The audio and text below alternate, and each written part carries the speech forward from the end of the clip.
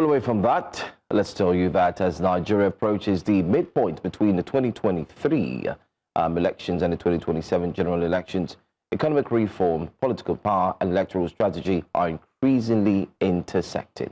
Now, since May 2023, the President Tinubu administration has removed fuel subsidies, floated the naira, adjusted electricity tariffs, and proposed sweeping tax reforms, all while inflation remains high and public trust is strained. Politically, the period since the last elections has been marked by contested legitimacy, opposition defections, tighter control of state institutions, early maneuvering ahead of 2027, and governance decisions becoming political calculations. Joining us to discuss the state of the nation in Nigeria is one who has become completely satisfied with what Nigeria is going through. Well, he has his thoughts and he would like to share. We'll definitely like to hear them. Professor of Political Economy and Management expert, Professor Pat Utomi, joins us this morning here on Breakfast Central. Thank you so much for joining us, Prof. Let's go straight into it without wasting any more time.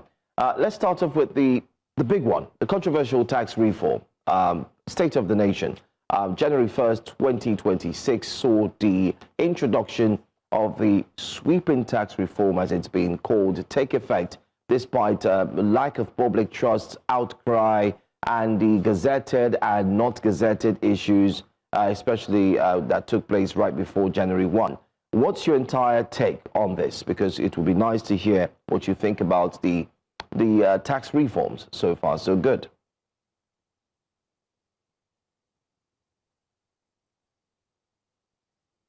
Are you there, Professor Utomi? Oh, wow. I didn't realize you were talking to me. Yes. I said, what's your take on the January 1 tax reforms? Yeah, go on, please.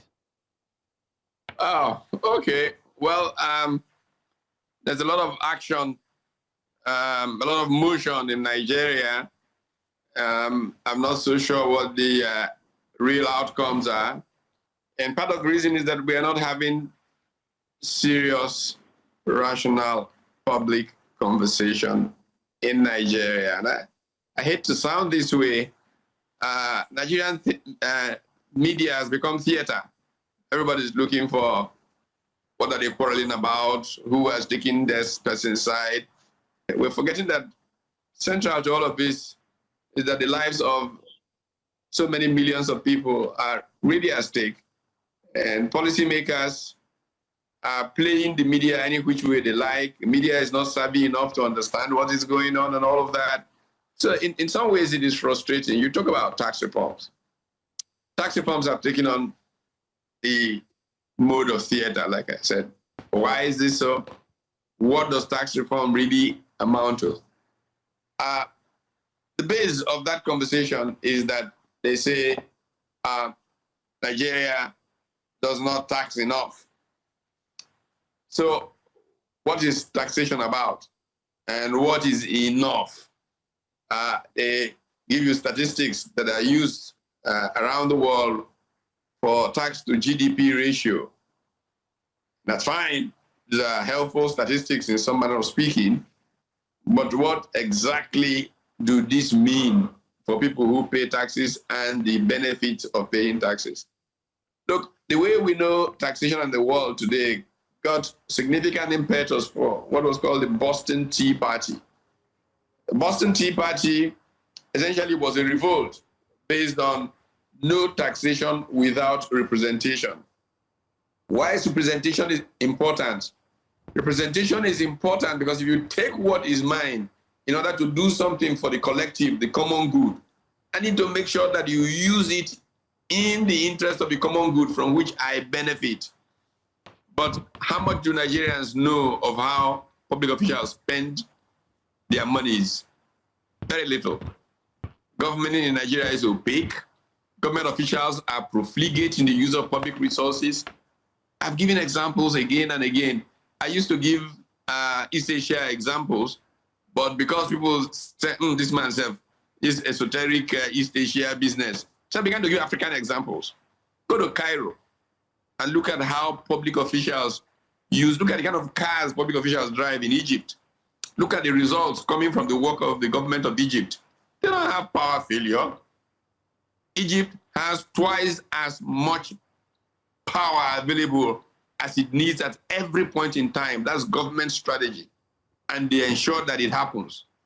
But the government officials don't go out in 20-car motorcades. You know, they go out in one Toyota Corolla or something like that. In Nigeria, they go out in all kinds of fancy cars that cost a fortune. And you say people don't pay enough taxes. There's something fundamentally wrong in the thinking about taxes and governance. The more important part of it is accountability, holding government account. But we just say, GDP tax to GDP ratio, the Washington consensus nonsense, which people like us defended 30 years ago. Not because they were illogical, but because they were out of context with our own reality. So we're back to it again. And, so is your life better today than it was 3 years ago? Well, it's going to come eventually. Are you kidding me? In economics, we talked about the J curve to express the lag between policy and implementation. We used it to justify some of the major policy errors of the structural adjustment program. Today, we know that nothing ever curved, and growth we expected never quite took off, because there is something more fundamental, governance. And that problem is much worse today than it was in 1991, 92, and all of that. No. So if you don't address that, you're just doing theater. When you say a tax reform, what has it done? No, you have to get to the fundamentals. No, Prof. What is that talking about? How does it drive economic growth? Thank you, Prof, for your opening statement and submission. But there's hope. Hope in the sense that we're a democratic government and the people have a choice. Is this a democratic government? You actually have the audacity to say this is a we're democracy, and the people have a right to choose who they want to govern them. We're in a penultimate year. You ever chosen who you want to govern you? We're in a penultimate year to a general election. My question to you, Professor Utomi, is, are you satisfied with the quality of opposition in the country? Let's move away from the ruling government, because a lot of the actors in the leading coalition in the ADC, former senior members who were recently members of the All Progressive Congress, who were ministers, some of them were governors, they were part and parcel of the Buhari administration. So where does that leave us, and what's really the alternative for Nigerians, for those that are dissatisfied with the ruling APC? Well, I'm sorry to say this, it's not about you personally, but you're moving towards theater again. Yeah, those people, these people, this, that. You've not asked fundamental questions about governance. You see, democracies work because we get into rational public conversation. We enlighten the electorate. They choose between these ideas over those other ideas. And then they go and vote and know that the ideas they chose, whether those ideas are wrong or right, are the ones that have come out through the election process as the ones they chose. Look, don't think I'm getting fastidious. I've watched elections in Nigeria since 1999.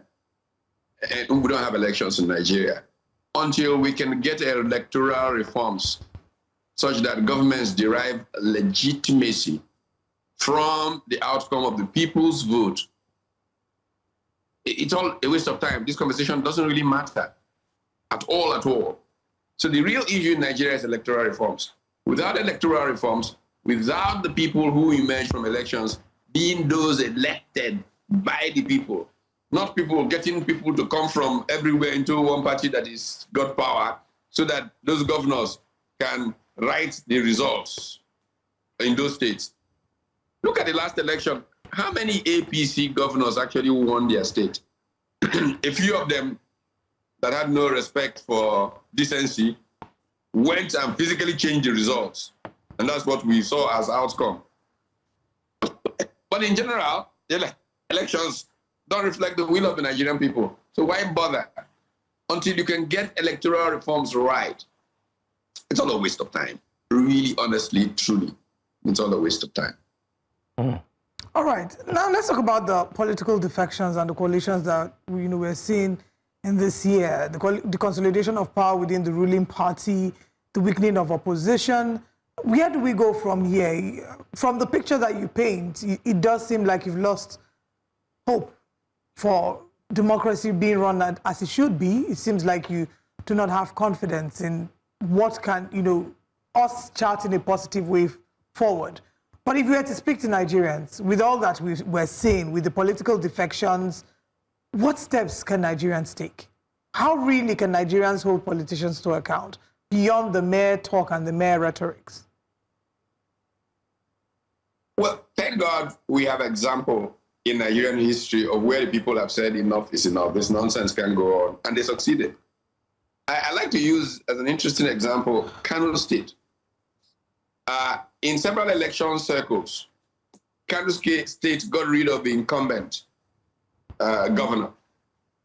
And sometimes they chose people so were, not even possible from the general imagination of our character, if you will, people emerge in elections in Nigeria. There's one I like to tell. A friend of mine called Ibrahim Shekarau, who was governor of Kano State. He was a teacher, more or less. Yes, he was involved in the NUT politics and all of that. And then an incumbent governor kind of rubbished him. And, well, he was demoted, went back to the classroom and all of that, so to speak. And, people said to him, why don't you run against this governor? And he said, me, where is the kudi? I don't have the money or the power. I can't win election. And then he ran into somebody that I had great respect for when he lived. And he used to literally always tease me about what we've not done and what we could do. Laji Matamasule, that's Lambasan Kano of blessed memory. And I think Laji Matamasule said to him, Ibrahim, I hear you are a coward. He said, sir, how am I a coward? Anyway, that's how Shakara was motivated to become candidate, and the youth of Kano rallied. They made sure from the moment aircraft bringing materials landed in Kano to the central bank to everywhere, they marched around those things. And in an election that PDP was desperate to win Kano, they prevented it from happening and changed the incumbent governor for this school teacher. I think that the people of Nigeria, if they really want to be governed, can do something to make sure the elections process work. And when they work, they can hold those that emerge from that process accountable for governing them, not for taking them for granted in accessing public resources for their own personal benefits. That's what the problem of Nigeria is. Those in power don't give a hoot about you. They know that they will manipulate the system, they will get power, and they will use it as they use the resources in their interest as they wish. And so they laugh at you and they just say, people, look, if you want to continue this, defect, enter our party, enter our party. I think Nigerian people must make the next elections really the people versus the political class. And if they do that, they can chase these politicians out and we can have a country that can be renewed and really make progress. Okay. Anyway, we have more questions, especially looking at elections. The new INEC boss, a new sheriff is in town. I'd like to know what your thoughts are about it, but we'll go on a quick break. When we come back, we'll touch on that, looking at INEC, also looking at the possibility. You did mention reforms. What kind of reforms would help Nigerians to feel safe whenever it comes to elections? And then we can also pay attention to other things. But please stay with us. We'll be right back. Welcome back. Thanks for staying with us here on Breakfast Central. We are indeed broadcasting live on DSTV, Gold TV, Star Times, and of course streaming live on all socials such as Facebook and not forgetting to YouTube. Our guest is Professor Pat Utomi. We're taking a look at the current situation of Nigeria in terms of the aspects concerning politics, and not forgetting to infrastructure, development, you name it. Right before the break, I did mention that we do have a new boss in town, a new sheriff, which is the INEC boss who has resumed office. I'm talking about Mr. Josh, Professor Josh Mukwita. This year would be a very pivotal year ahead of 2027. What do you think about what INEC can do, and do you have trust in his ability to steer the ship to the right direction? Well, I don't have any antecedents that give me a reason to trust or distrust. Every leadership ends its trust. The conduct of INEC from right now will begin to indicate whether or not they desire or deserve to be trusted. There are a number of things that must happen, really. We must ensure that people can vote. It doesn't matter who they want to vote for. We cannot get people bullying people who have come out to vote and call that elections. Elections, the atmosphere, the environment must be completely free and allow people to exercise their rights in complete freedom, protected. That's one. Two, what they vote must be automatically, technology has existed for a long time, transmitted and collated. We all watch South African elections from Nigeria. We can see the big board. We can see the votes going up. Why is it impossible to do in Nigeria? Because Nigerian politicians deliberately have contempt for the Nigerian people. They don't want your votes to count. So they put some funny thing that makes it possible for your vote to be discounted by people who are not decent, who are giving authority in INEC. People are talking about Nicolas Maduro and being taken up. No, the next set of people who should be picked up from Nigeria are INEC officials and tried in Washington or The Hague. When that happens a few times, we will straighten this country out. Let me make a very important point about extra-national institutions. I'm a student of institutions and economic performance. This is where I've done most of my research. I've written several books around that. The reason countries succeed is the strength of their institutions. A number of people who have won Nobel Prizes, from my teacher in grad school, Eleanor Lynn Ostrom, first woman to win the Nobel Prize in economics, to the Douglas Norths of this world, their work, and James Robinson, who won a year before last, who the day he won the election, was saying, development is not rocket science anymore. We know what can make development take place. Some countries, and it's specifically cited like Nigeria, do not want to do what it takes. And they know it, but they don't want to do what it takes to develop. So when you take people like this, and most of their work has been around institutions and economic performance, you'll understand why I feel as passionate as I feel, that continually making INEC an irresponsible rubbishing of the institutional base of elections in Nigeria, really is at the heart of Nigeria's failure to develop as a country. So INEC then does not offer the legitimacy that the elections should offer. So is that important? Now, during Abacha's time, I went on a campaign around the world, meeting newspapers and all of that, arguing that we need extra national institutions because national institutions are so weak. Politicians, dictators can take the will of the people for granted.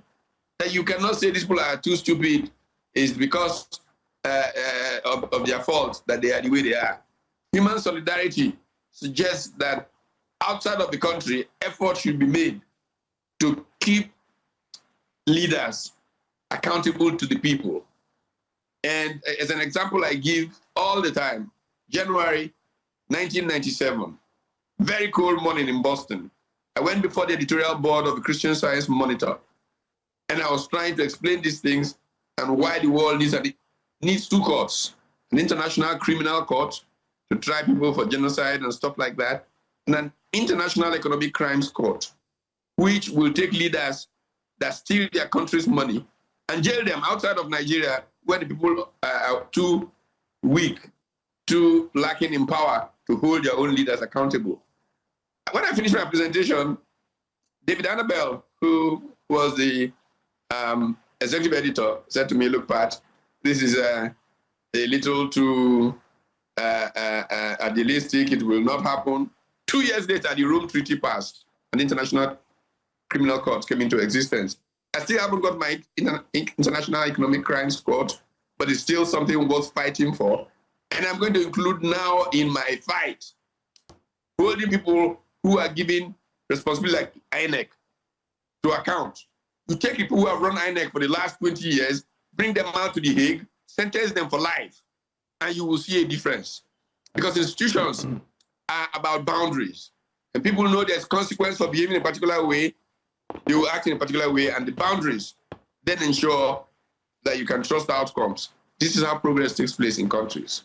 Professor Utomi, finally, I mean, if there are no people in the country, if there's no security, then economics and electoral reforms wouldn't be able to take place. And securing the lives of the people is a primary responsibility of the government. On Christmas Day, we witnessed something quite unprecedented in the history of Nigeria. The United States conducted military operations against ISIL targets in Sokoto, and the presidency framed it as a partnership with the United States. Have we started outsourcing our security, and what sort of partnership would you recommend we have with the United States in dealing with violent extremist groups in Nigeria? Look, if I stay consistent with an argument that I have held for more than 30 years, and why I went to Boston and all those places I went to in the 90s to explain my position, human solidarity expects something of international community. You have to understand the base of all of this. This started when in 1618, the German princes masquerading as Holy Roman emperors, were bullying Europe. And they sent their emissaries to Prague. And the people of Prague threw them out of the window. That is called in history the defenestration of Prague, 1618. And it led to a 30-year so-called religious war, but there was nothing religious about it. It was European princes jockeying for position. Now, in some small towns today, they're not small towns. If you are on the train going from Munich to Salzburg in Austria, you will see these towns, Osterbruck and all of that. Negotiations took place that resulted in what is called the Peace of Westphalia. You will pass Westphalia on that train ride. The Peace of Westphalia then required that princes maintain sovereignty over a certain territory and that you could not interfere in the internal affairs of other countries. Under this doctrine, for years, people suffered within countries where princes did all kinds of things to them, but other nations could not interfere because of the doctrine from Westphalia. In Latin America and the United States, they went through a time of what was called the Monroe Doctrine, gunboat diplomacy, and all of that. But generally, the Peace of Westphalia required that people, respect people's borders and not bother them. Then comes World War II, and out of German stupidity, 6 million people were killed for nothing. And the world began to rethink those. And the United Nations International Declaration on Fundamental Human Rights came, and self-determination replaced what we came out of Westphalia with, and so on and so forth. Now, what has happened is that people like us thought that under a multilateral order, global supranational institutions can exist that enforce this. We did not anticipate the return of a Monroe Doctrine. So we are in a dilemma situation right now in the world. But what happened on Christmas Day was certainly an important part of human solidarity. That a government cannot be in Nigeria totally irresponsible, watching these people getting killed every day, and wishing it away as politics. This happened every day. They will issue some funny statement. When a foreign power sends a few tomahawks, you realize that the thing is not a joking matter anymore. So whereas it is not the way we envisaged the end of the Peace of Westphalia in international order, but it was very important in setting a new scene. We're the transiting world, and how we create an international order out of this transition is very important, and conversations like we're having will lead us somewhere. But was it a very important thing that US President Donald Trump did in sending those tomahawks? Absolutely. And I think that we now ought to begin to take ourselves as those who want to be leaders in our country much more seriously. The conversations with you, Prof. Time is well spent with you, and we thank you so much for buying our time to talk to us. Thank you for your time, and we look forward to talk again. Thanks for joining us. Thank you. It's a pleasure.